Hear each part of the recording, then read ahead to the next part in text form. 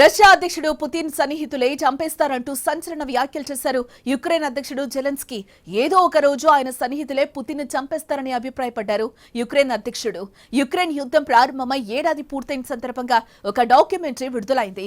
Year పేరుతో విడుదలైన ఈ డాక్యుమెంటరీలో జెలెన్స్కీ రష్యా అధ్యక్షుడిపై సంచలన ఆరోపణలు చేశారు. రష్యాలో పుతిన్ అధ్యక్ష పదవికి నాయకత్వానికి ఖచ్చితంగా ప్రమాదం పొంచి ఉంది. వేటగాడిని వేటగాళ్లే అంతం చేస్తారు. హంతకుడిని చంపేందుకు ఒక కారణం కనుక్కుంటారు. రష్యాకు చెందిన వ్లాదిమిర్ కోమరోవ్ చెప్పిన మాటల్ని గుర్తు చేసుకుంటారని అనుకుంటున్నా. ఆయన మాట ప్రకారం హంతకుడిని చంపేందుకు వాళ్ళు ఒక కారణం కనుగొంటారు.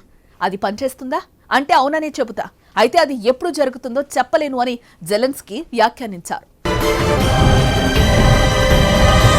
కరోనా మహమ్మారి పుట్టినిల్లు చైనానే అని పలు దేశాలు నిందించాయి. అయితే ఈ ఆరోపణను చైనా ఒప్పుకోలేదు. అయితే కరోనా మహమ్మారి చైనా ల్యాబ్ నుంచి లీక్ అయిందంటూ పలు వార్తలు వెలుగులోకి వచ్చాయి.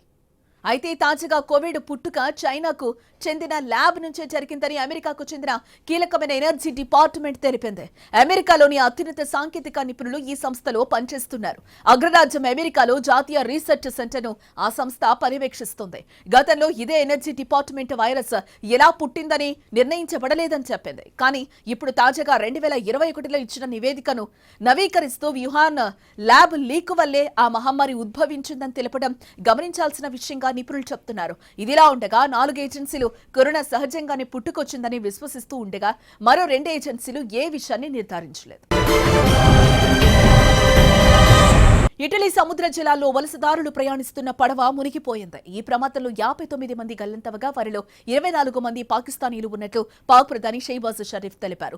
ఈ ప్రమాదం నుంచి సుమారు 81 మంది ప్రాణాలతో బయటపడగా ఇంటెన్సివ్ కేర్లో చికిత్స తీసుకుంటున్న వ్యక్తితో సహా 20 మంది ఆసుపత్రి పాలైనట్టు ఇటాలియన్ అధికారులు తెలిపారు. ఈ ప్రమాదంలో 58 మృతదేహాలను వెలికి తీశారని 61 మంది ప్రాణాలను రక్షించినట్లుగా వెల్లడించారు.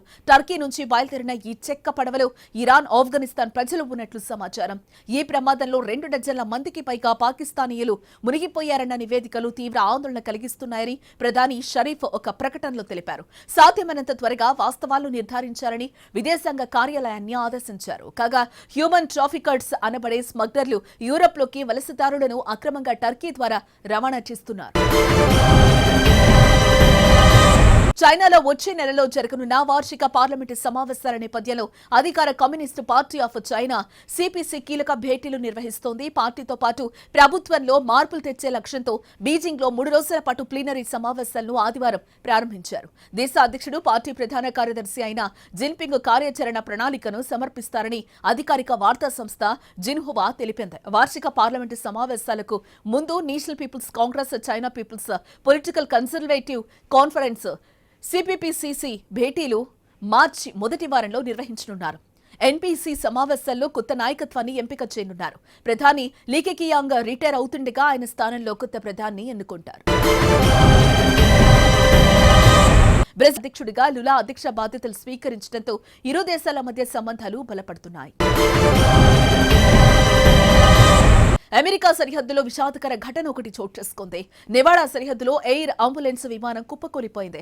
ఈ ప్రమాద సమయంలో అంబులెన్స్ లో ఉన్న 5గురు చనిపోయారని అధికారులు వెల్లడించారు. వీరిలో రోగి కూడా ఉన్నారు. గత కొన్ని రోజులుగా అగ్రరాజ్యం అమెరికాలోని అనేక ప్రాంతాల్లో విపరీతమైన మంచు తుఫాన్ కురుస్తోంది. ఈ కారణంగా అనేక విమాన సర్వీసులను రద్దు చేశారు. ప్రజా రవాణాకు తీవ్ర ఆటంకాలు కూడా కలుగుతున్నాయి. ఈ క్రమంలో నెవాడాలో ఓ రోగిని తరలిస్తున్న ఈ ఎయిర్ అంబులెన్స్ కుప్పకూలిపోయింది. విమానం ప్రయాణించేందుకు ఏమాత్రం అనుకూలమైన వాతావరణం లేకపోవడంతో ప్రమాదం జరిగింది. నెవాడా సరిహద్దుల్లో వచ్చేసరికి విమానం రాడార్తో సంబంధాలు కోల్పోయింది. సెంట్రల్ లియోన్ కౌంటీలో ఈ ఘటన జరిగినట్టుగా సమాచారం.